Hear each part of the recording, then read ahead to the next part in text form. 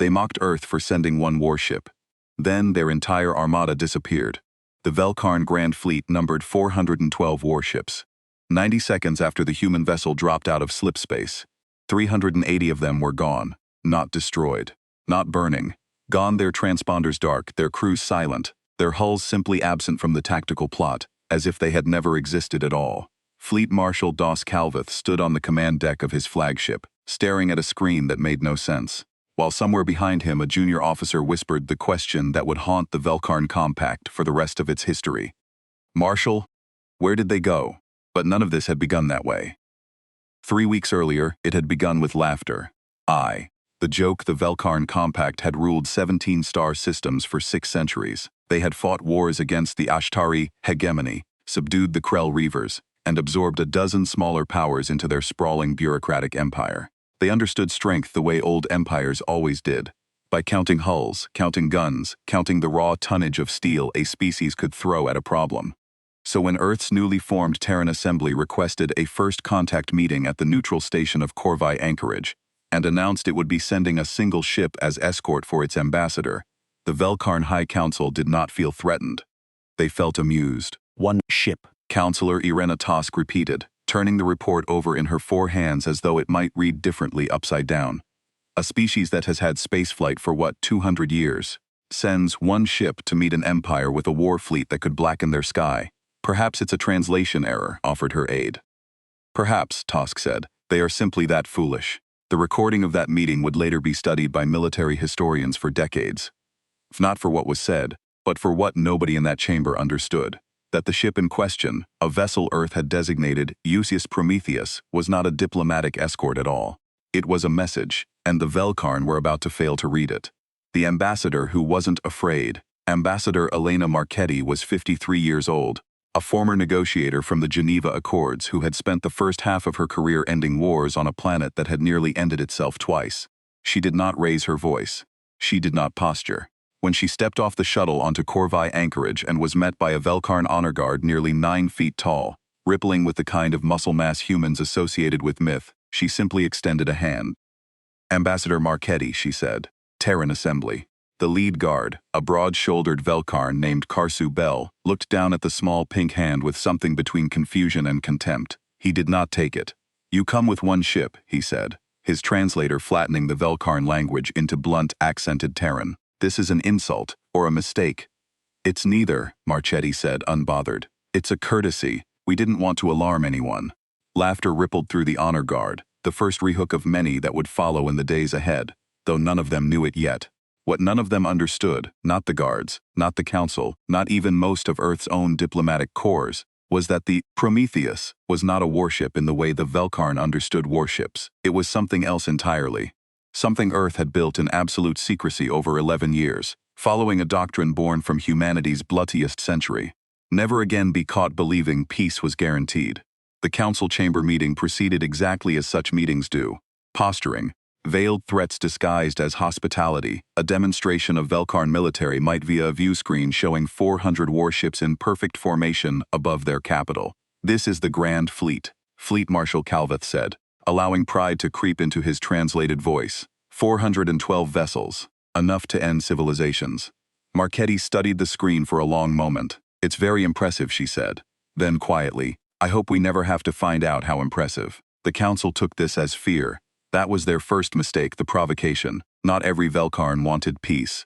Grand Admiral Thren Vosk, commander of the 3rd Battle Fleet and a war hero from the Krell campaigns, believed, loudly, and to anyone who would listen, that humanity's meekness was an opportunity.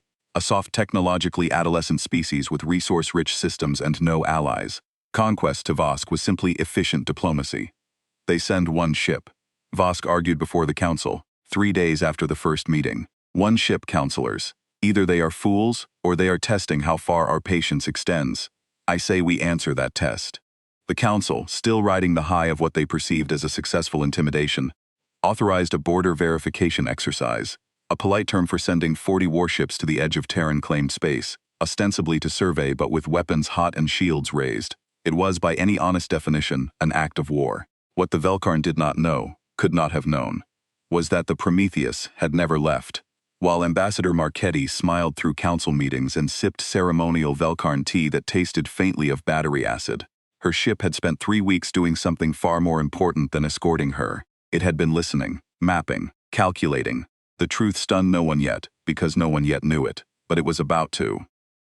The line is crossed. When Vosk's 40 ships crossed into the contested Halvern corridor, a stretch of space Earth had quietly, formally claimed 6 months prior in a treaty filing the Velkarn's own diplomatic corps had apparently never bothered to read. The Prometheus did not fire a single shot. It did something the Velkarn had no framework to understand. 40 Velkarn warships winked out of Vosk's tactical display one by one in under 4 seconds. Not explosions, not wreckage, no debris field, no distress signal, no final transmission.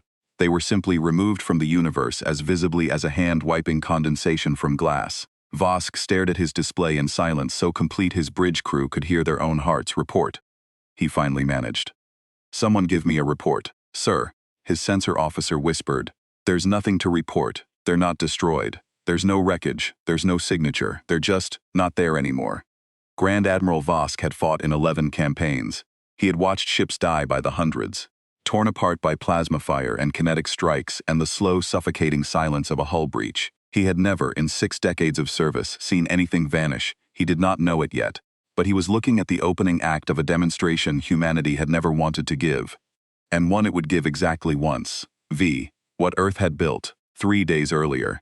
In a briefing that never appeared in any Velkarn intelligence report, President Amara Osi of the Terran Assembly had authorized what her military called protocol threshold. "You understand," she said to General Iwo Nakamura, the Prometheus theoretical architect, "that if this fails, we've announced our entire hand to an empire 17 systems strong." "It won't fail," Nakamura said. "It's not a weapon in the way the understand weapons. It's a door. We're not destroying their ships. We're relocating them." "Relocating them where?" Nakamura's expression didn't change. "Somewhere they can't hurt anyone. Somewhere they can think about what they've done." The technology behind the Prometheus, a spatial displacement drive humanity had reverse-engineered from an ancient, silent alien wreck found drifting in the Kuiper Belt 11 years prior, was something humanity had never planned to use offensively. It was built as an escape system, a last resort for evacuating human colonies from threats too large to fight. But President Osi, in the quiet council of her advisors, had made a different calculation. A species that has only ever known violence will not respect a hand extended in peace. It will respect a hand that could have crushed them and chose not to. So Protocol Threshold was born, not a weapon of destruction, but a weapon of humility. Every ship displaced by the Prometheus was not destroyed. It was folded into a pocket of subspace, engines dead, life support intact, and released 400 light-years away in a slow, drifting orbit around a dead star, alive, helpless, and utterly, unmistakably, humbled. Nobody knew what the human ship was hiding. That was about the reckoning. News of the vanished 40 ships reached the Velkarn Council within the hour, and panic did what panic always does to proud institutions, demanded overcorrection. "This is clearly an act of aggression," Councillor Tosk insisted. "All earlier amusement burned away. We respond with the full Grand Fleet. We end this before it becomes a war we cannot win." Fleet Marshal Calveth, to his credit, hesitated. "Councillor, we don't know what happened to those ships. Sending 400 more into the unknown is exactly the strength this moment requires," Tosk snapped. "Marshal, mobilize the fleet."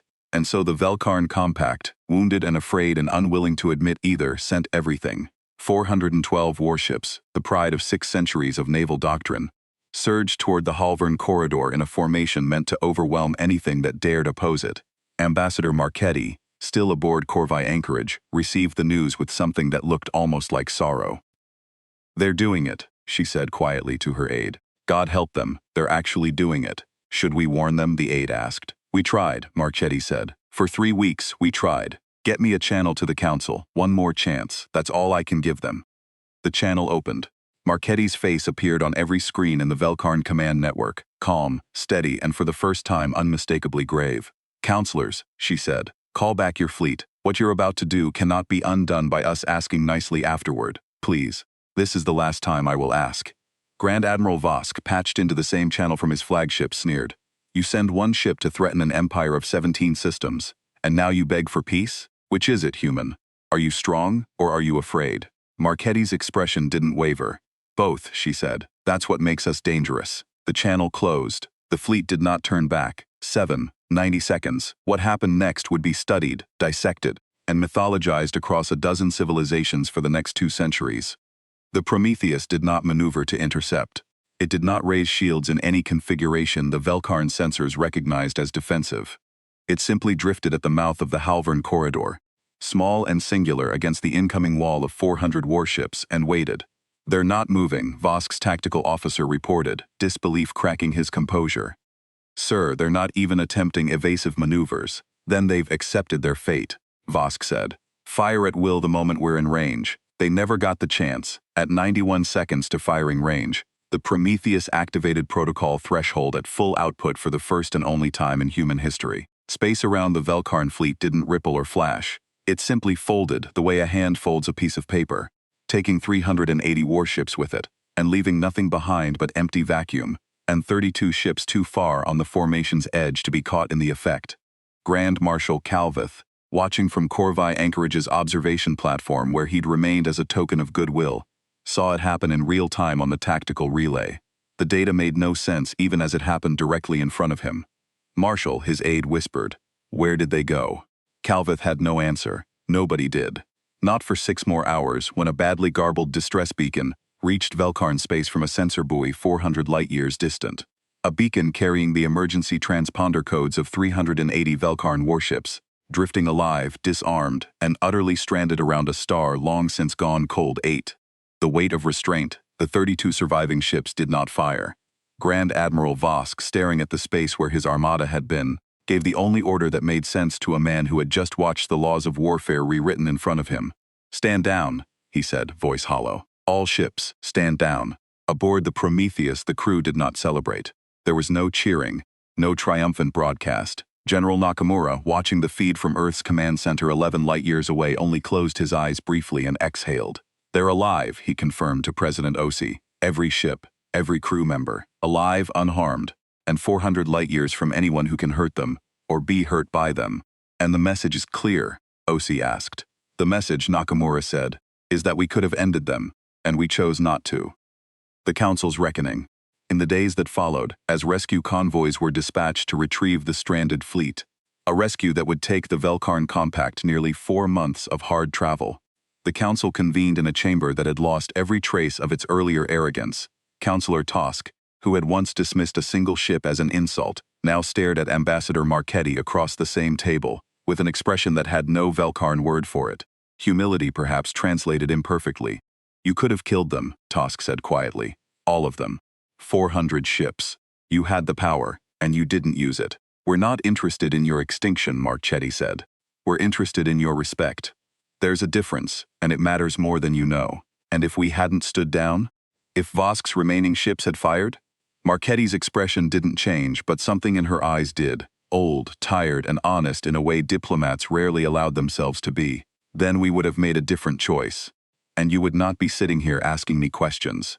The Council had made a terrible mistake, and every one of them now understood it in full. Not the mistake of underestimating human technology, though they had done that too, but the deeper, more dangerous mistake of underestimating human restraint, a species that could have annihilated an empire, and chose instead to strand it.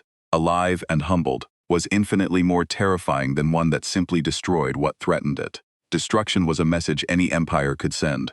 Mercy, deliberate and total, was a message only the truly powerful could afford. The new compact, the treaty signed 6 weeks later at Corvi Anchorage, was unlike any in Velkarn history. Not a surrender, not a conquest, but something the old empire had never needed to draft before. An agreement between equals, one of whom had simply chosen not to prove it by force. Grand Admiral Vosk, stripped of his command but permitted to remain in service by a council desperate not to appear weaker than it already felt, requested one final meeting with Ambassador Marchetti before her return to Earth. "I have a question," he said, "and I want an honest answer. Human to Velkarn, ask it. That drive, that door you opened beneath my fleet. Could you have done that to my homeworld? To every ship we own, every colony we hold?" Marchetti considered the question for a long moment, weighing honesty against mercy, and finding, as she so often did, that the two were not opposites at all. "Yes," she said simply. "We could have, we chose not to. Remember which one we chose, Admiral. It will matter more than the answer to your question ever could." Vosk said nothing. There was nothing left to say. Epilogue. Centuries later, Velkarn schoolchildren would still learn the story of the Grand Fleet's disappearance, though the lesson taught was rarely the one Earth had intended. Some called it the humbling. Others, more honestly, called it the day their empire learned that strength unshown is not weakness. It is the deepest kind of strength there is. The Prometheus was retired from active service 11 years after Corvi anchorage, its displacement drive dismantled, and its schematics sealed under the highest classification Earth's government had ever created. It had done what it was built to do exactly once, and Earth's leadership prayed, quietly, fervently, that it would never need to do so again. They mocked Earth for sending one warship. They never mocked Earth again.